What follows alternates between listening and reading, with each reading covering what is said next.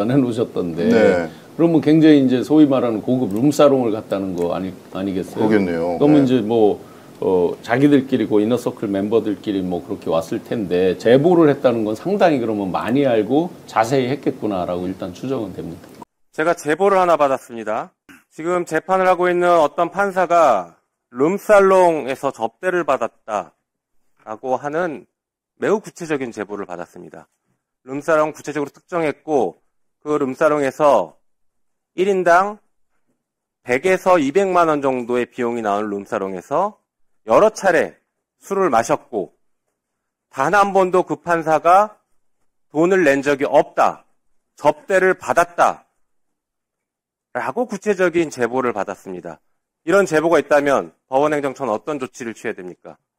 일단 제가 그 이야기는 금시초문이라서 제가 일반적인 절차가 뭐가 있습니까? 당연히 이제 우리 독립된 기관인 윤리감사실에서 조사를 할 것 같습니다. 이 사안 조사하시겠습니까? 제가 구체적으로 말씀드리면? 제가 지금 처음 듣는 이야기라서 나중에 자료를 주시면은 그리고 저희들이 물론 행정처에서 관여하는 것은 아니고 아시겠지만 윤리감사실에서 그 부분에 대해서 당연히 행정처장님도 그 권한이 있는 것 같던데요. 그렇지 않습니다. 감사위원회 규칙 보면 그렇죠. 예. 자, 그 판사가 지금 누구 재판을 하는지 아십니까? 내란숙의 윤석열을 재판하고 있어요. 그 판사가. 그 판사가 바로 내란숙의 윤석열을 재판하고 있는 지기현 부장판사인데 그 판사가 이렇게 수차례 고급 룸사롱에서 술 접대를 받았다라는 아주 구체적이고 신빙성 있는 제보, 거기다가 사진까지 제보가 들어왔습니다. 이거 어떻게 하겠습니까? 어떤 조치를 취하겠습니까? 저는 생각할 수 없는 일이라서 지금 답변 드리기는 어렵습니다. 당장 감찰 시작부터 해야 되지 않겠습니까? 이 정도면? 확인을 해보겠습니다. 확인이 아니라 필요하면 제가 사진이랑 자료는 드릴 수 있는데 감찰 시작해야 되지 않겠냐고요. 그 부분은 말씀드린 것처럼 이제 우리 독립된 기관인 윤리감사실에서 절차를 일단 이 정도 문제가 되면 재판부터 바로 직무 배제하고 당장 감찰해야 되는 거 아닙니까? 이거 일반 공직사회에서 이런 비슷한 일이 제보가 되면 어떡합니까? 네, 당장 직무 배제하고 감찰하고 필요하면 수사합니다. 이런 사안은 아까 제가 분명히 말씀드렸던 것처럼 최소 100만 원이 넘는 사안이기 때문에 뇌물죄가 성립되거나 아니면 적어도 청탁금지법 8조 1항은 무조건 위반으로 보여집니다. 100만 원 이상 금품 향응 등을 받으면 곧바로 법 위반이지 않습니까? 맞죠? 네. 비리에 연루된 판사들이 재판을 하지 못하게 하는 게 필요합니다. 그 접대 도대체 누구로부터 받았는지, 윤석열 재판은 왜 이렇게 이상하게 흘러가고 있는지 다 비공개하고 왜 그렇게 돌아가는지 이 관련성까지 다 따져보셔야 됩니다. 단순히 접대받았다는 내용 하나만으로 감찰할 끝날 게 아니라 지금 국민들이 그 재판 너무 잘못됐다라고 계속 얘기하고 있는 그 재판이 왜 잘못됐는지 체계적이고 종합적으로 감찰해서 이 법사위에 보고하십시오. 그리고 이제 제보한 거잖아. 신원을 특정한 거잖아. 그게 웬만해서는 몰라요. 웬만큼 단골이나 자주 가지 않으면 그 사람 누군지도 모르고 판사인지는 더더욱 몰라요. 모르죠. 근데 이제 접대하는 사람이 내가 판사님 모시고 왔으니까 오늘 잘해야 돼. 뭐 이래야지 아는 거거든. 그렇죠. 거기 있는 사람들은. 네. 아 이거 진짜 심각하네. 와.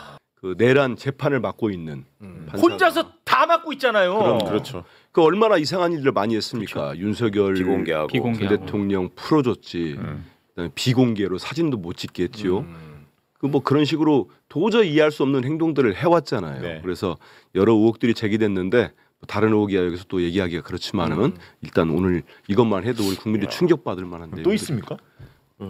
모릅니다. 약간 김용현부터 시작해서 나머지는 아예 지금 모르고 있잖아요. 우리가 비공개로 해버리니까. 그렇죠. 그 부분이 더 문제죠. 왜냐하면 그들은 사실 윤하고 거의 같이 움직인 사람들이잖아요. 그 핵심들이. 그 부분에 대해서는 단 한마디도 지금 밖으로 흘러나오지 않다 보니까 네. 그 내부에서 과연 어디까지 어떤 얘기를 하고 지금 재판을 하는 건지 도대체 그럼 왜 지기현이라는 사람은 도대체 뭐가 코가 걸려 있길래 네. 그들에 대해서는 그렇게 봐줘야 되는 건지 네. 예, 특히 더군다나 내란 친이 쿠데타 재판이란 말이에요. 그냥 무슨 뭐 뇌물도 아니고 일반 사건이 아니잖아요. 그러면 당당하게 다 오픈하고 국민 앞에서 심판을 받아야죠. 사법부 대선 개입 의혹을 밝히는 국회 청문회에서 귀를 의심케 할 의혹이 제기됐습니다.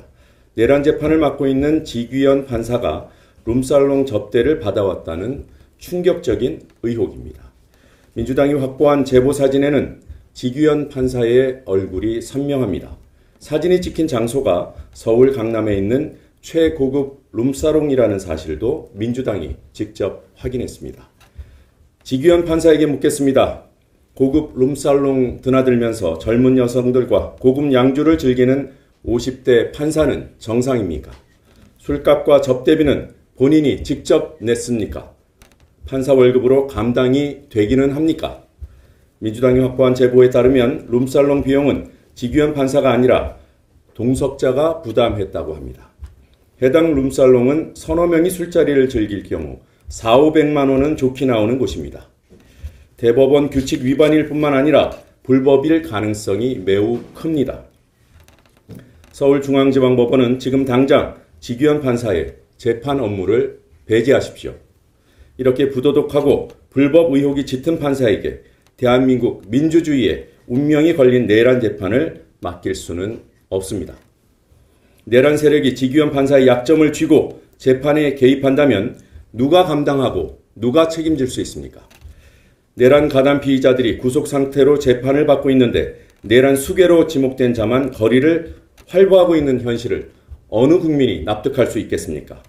윤석열을 풀어주고 윤석열의 언론 노출을 막아주고 비공개 재판을 고집하는 기이한 상황이 지규현 판사의 약점과 무관하다고 장담할 수 있습니까? 더불어민주당은 사법부가 주저할 경우 사진 공개를 포함한 추가 대응에 나설 수밖에 없다는 점을 분명히 천명합니다. 안녕하세요, 청취자 여러분. 오늘 저희가 함께 들여다볼 자료들, 이게 상당히 민감하고 또 중요한 사안을 다루고 있어요. 바로 윤석열 전 대통령의 내란 혐의 재판, 이걸 맡고 있는 서울중앙지법 지규현 부장판사에 대한 의혹입니다. 네, 안녕하세요. 이게 좀 그렇죠. 네, 국회 법사위 청문회에서 민주당 측이 아주 구체적인 제보 내용을 공개했지 않습니까? 지판사가 강남의 고급 룸살롱에서 여러 차례 접대를 받았다. 그리고 심지어 얼굴이 선명하게 나온 사진까지 확보했다는 주장까지 나왔어요. 맞습니다. 이 사진 얘기가 나오면서 파장이 커졌죠. 네, 이게 단순한 의혹 제기를 넘어설 가능성도 좀 있어 보여서요. 오늘 이 내용하고 앞으로 이게 어떻게 될지 그 파장에 대해서 좀 깊이 얘기 나눠보겠습니다. 네, 맞습니다. 이게 그냥 한 판사의 개인적인 문제? 그런 거라면 저희가 이렇게까지 주목하진 않았을 텐데요. 근데 지금 진행 중인 재판의 성격이 있잖아요. 바로 전직 대통령의 내란 혐의 재판이라는 점.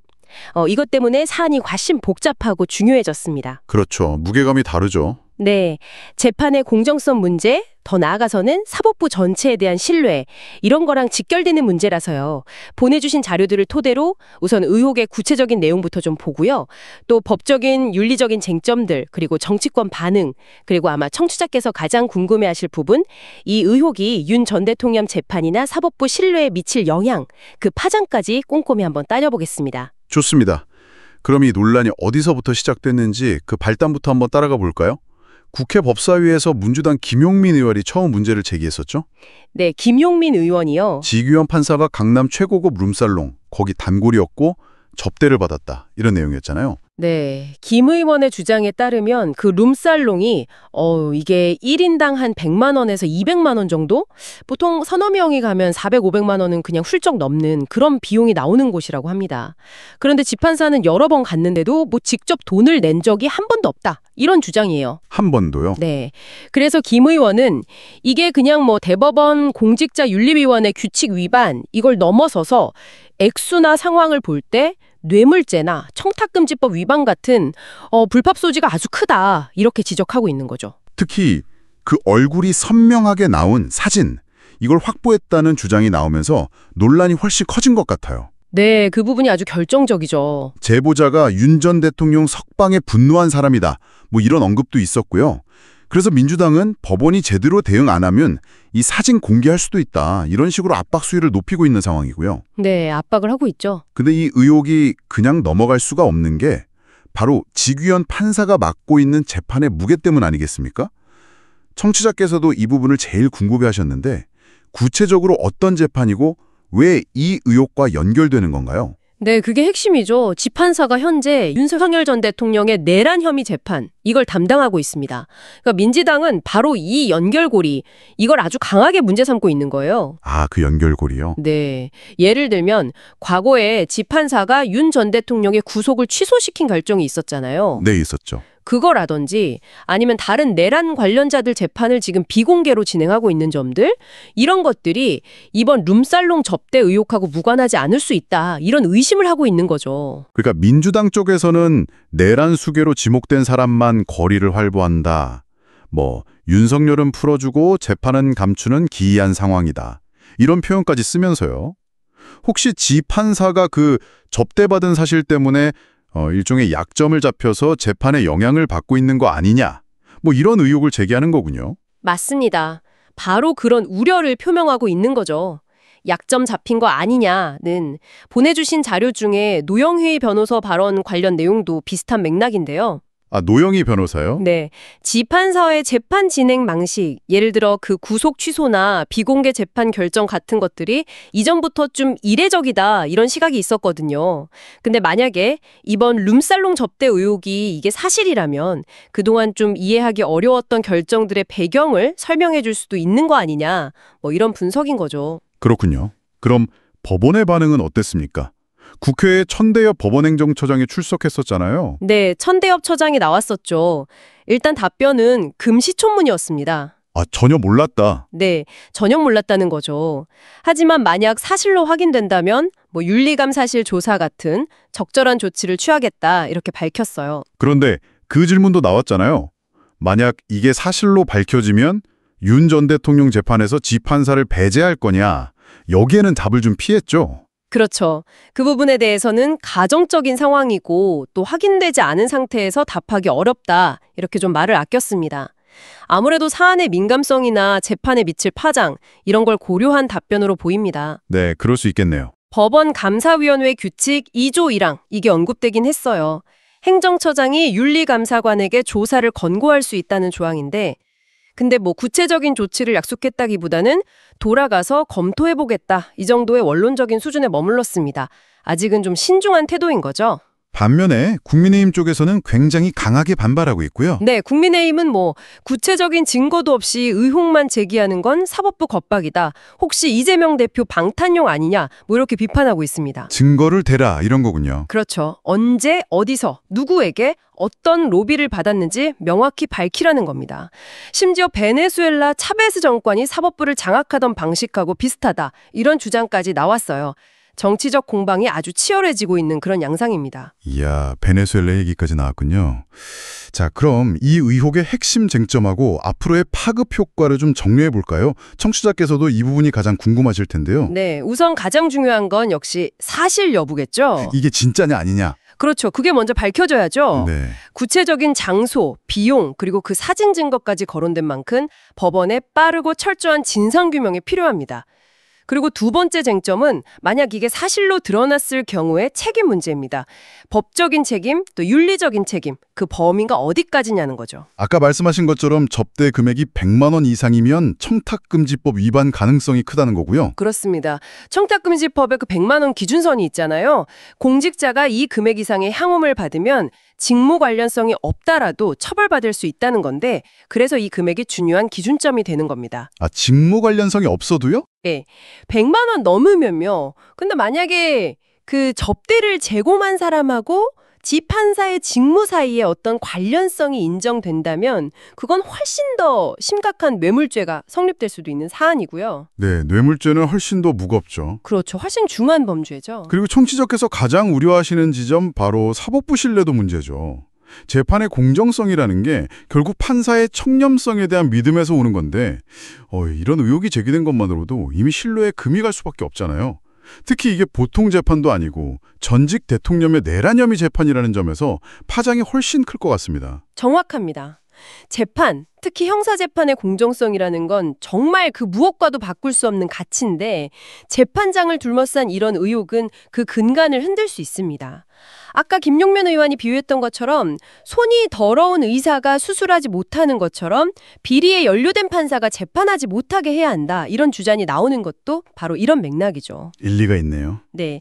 만약에 이게 사실로 확인된다면 해당 판사의 직무 배제, 징계는 당연한 수순일 거고요. 더 나아가서 그동안 지판사가 내렸던 결정들, 특히 윤 전 대통령 관련 결정들의 공정성까지 다시 도마 위에 오를 수도 있겠네요. 네, 그럴 가능성을 배제할 수 없습니다. 재판 결과에 대해서 불복한다거나 재심 청구 같은 법적 절차로 이어질 수도 있고요. 더 넓게 보면 사법 시스템 전반에 대한 개혁 요구가 거세질 수도 있습니다.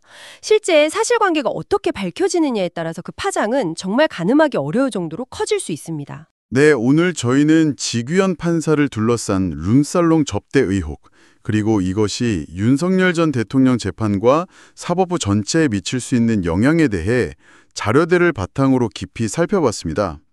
국회에서 제기된 구체적인 정황과 증거 주장, 그리고 이를 둘러싼 여러 시각과 정치적 공방까지 짚어봤네요. 네. 법원의 공식 입장은 아직 사실 확인 중이다. 이런 신중한 태도지만 이 의혹은 이미 단순한 가십을 넘어섰습니다. 사법부의 공정성과 신뢰라는 아주 본질적인 문제에 대한 질문을 던지고 있는 거죠.